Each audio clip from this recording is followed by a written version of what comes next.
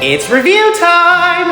And yes, we are back on track with now checking out episode 2 of the live-action One Piece anime, or Netflix's One Piece, basically.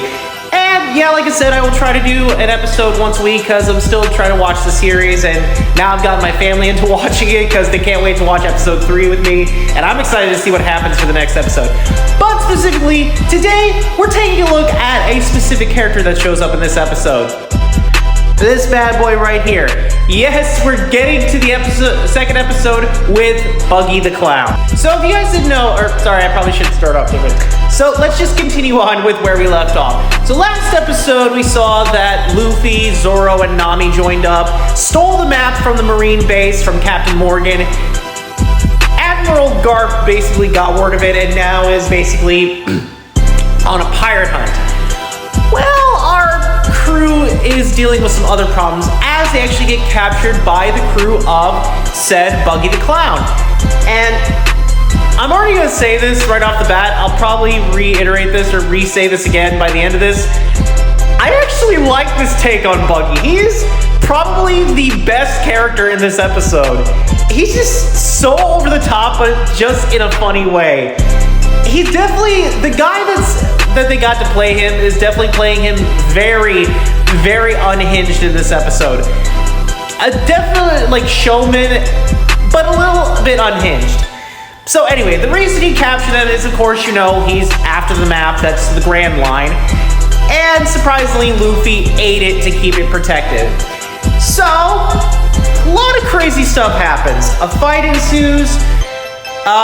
There's a moment where Luffy actually punches the head off of Buggy, and that's where we discover Buggy's hidden talent as a pirate. So yeah, he was one of the other people that ate the devil fruit. The chop fruit.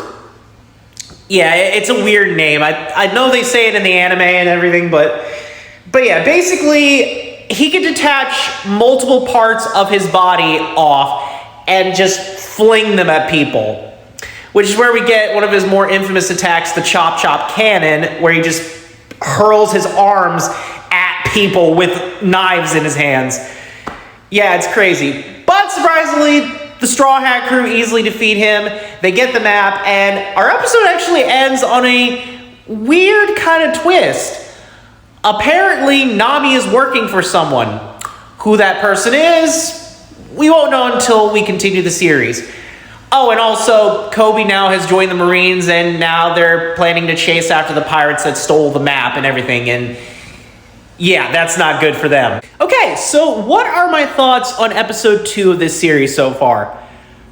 Honestly, I actually like it. Pretty much like the first episode, it piqued my interest when they introduced Buggy by the end of episode 1, and he was just a joy to watch in this series. The fight with him and Luffy, while it's kind of relatively quick, it is a fun fight to watch. And just to see Zoro and Nami like team up again with Luffy to take on this clown.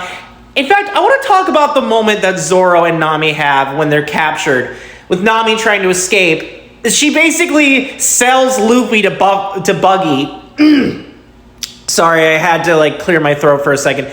But yeah, she kind of sells Luffy out to try to escape. Then she sees the damage that the clown did to the town and everything, and she sticks around for a bit. And Zoro actually has a pretty good moment where he does say that, like, yeah, I'm gonna stay behind and help Luffy. Yeah, he's kind of an idiot, but he just believes in himself, and I believe in him. So that's why now I'm more than capable. I think I could be wrong. It probably took maybe like a couple episodes before, you know, Zoro officially like started believing in Luffy more, and where like he treated him like an actual pirate captain and everything. Something like that. I could be wrong. I have to like watch the anime again. But yeah, it's a really good moment with those two. And it really shows that this cast, so far half of the cast, like Luffy, Zoro, Nami, the three of them really work together in this series so far. I mean, it's just the first 2 episodes, but we'll see how that goes as we go along. Honestly, the best moment for this episode is just Buggy. He's a joy to watch in this episode. Again, like I said, the guy playing him is playing a true showmanship who's just a little bit unhinged. So yeah, this episode gets a perfect 10 out of 10. Really fun episode to watch. I think it could have... I don't know if this is going to be the last time we'll see like filler flashbacks with young Luffy and Shanks. But I don't know. I kind of like those interesting backstories a bit. It does help a little bit more with the story. And for anyone who hasn't watched the anime or read the manga.